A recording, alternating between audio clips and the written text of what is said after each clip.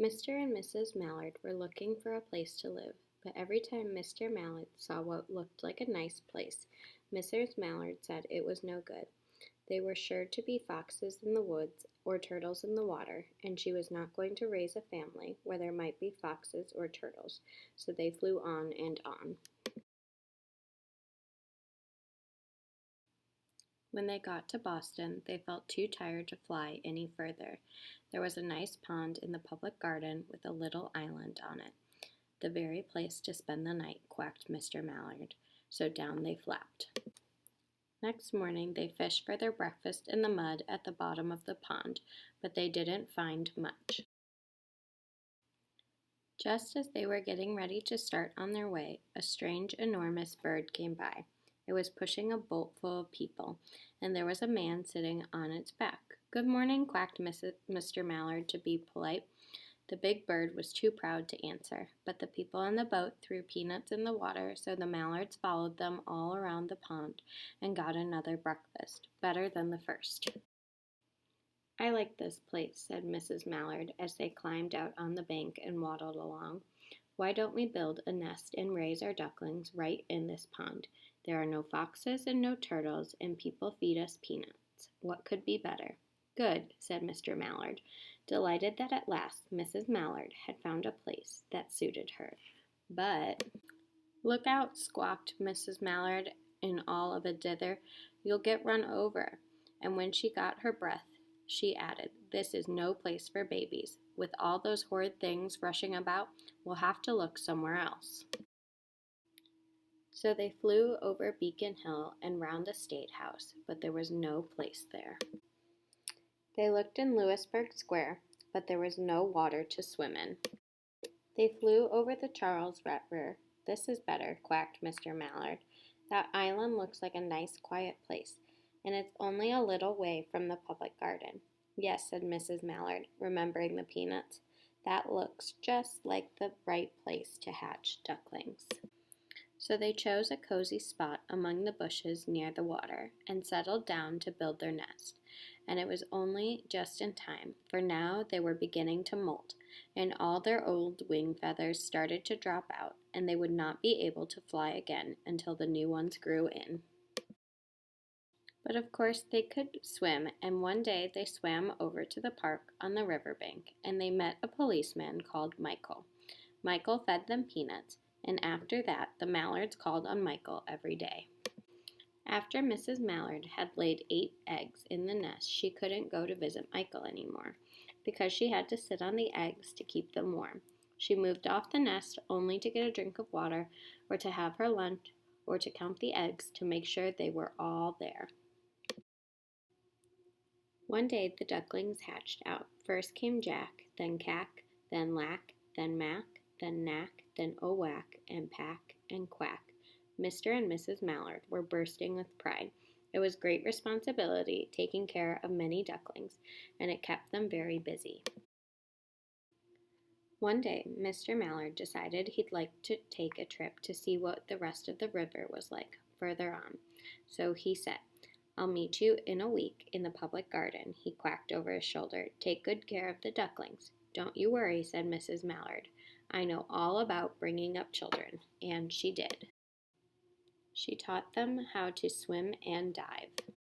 She taught them to walk in a line and come when they are called, and to keep a safe distance from bikes and scooters and other things with wheels.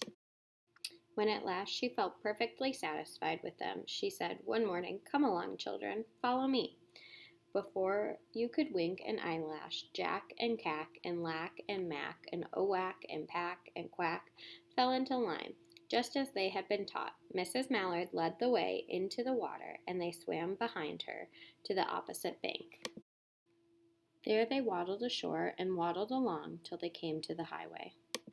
Mrs. Mallard stepped out to cross the road. Honk, honk, went the horns on the speeding carts. Quack, went Mrs. Mallard as she tumbled back again. Quack, quack, quack, quack, went Jack, Cack, Lack, Mack, Knack, Oowack, Pack, and Quack, just as loud as their little quackers could quack.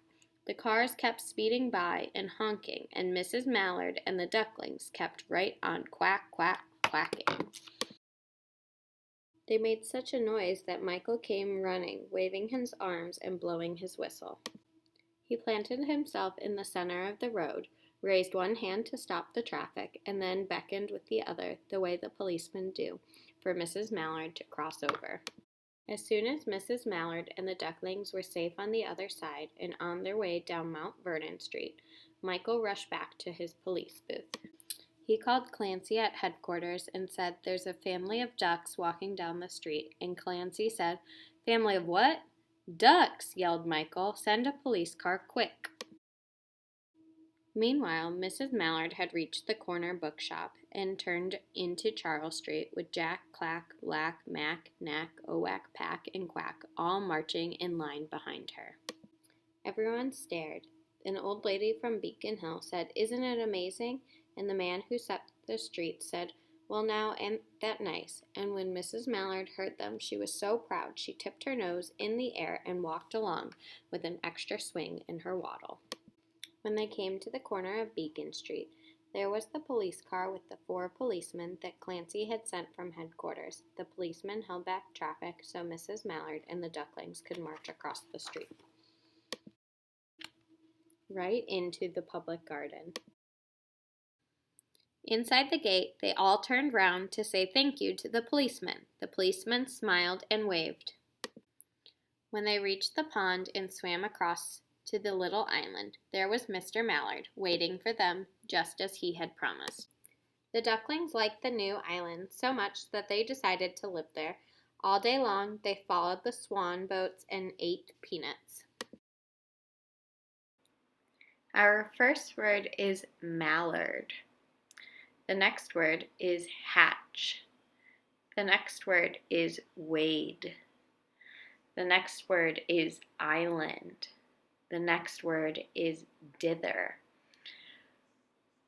Match the words to the pictures.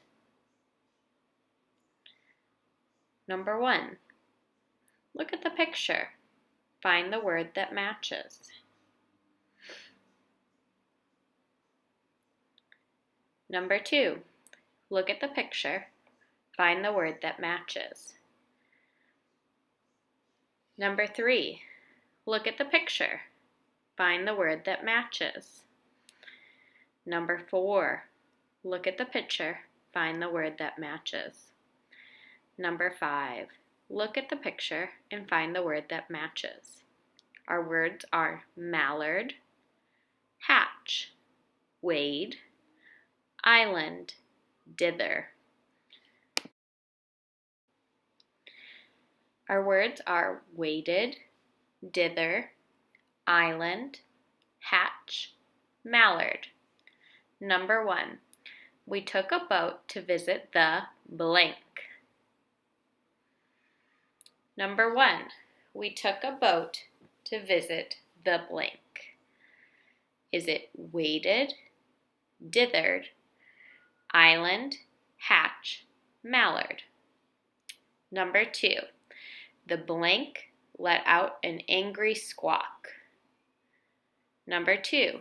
The blank let out an angry squawk. Is it waded, dither, island, hatch, mallard? Number 3. The animals in a blank during a stampede. The animals were in a blank during the stampede. Is it waded, dither, island, hatch, mallard? Number 4. We waited for the chicks to blank.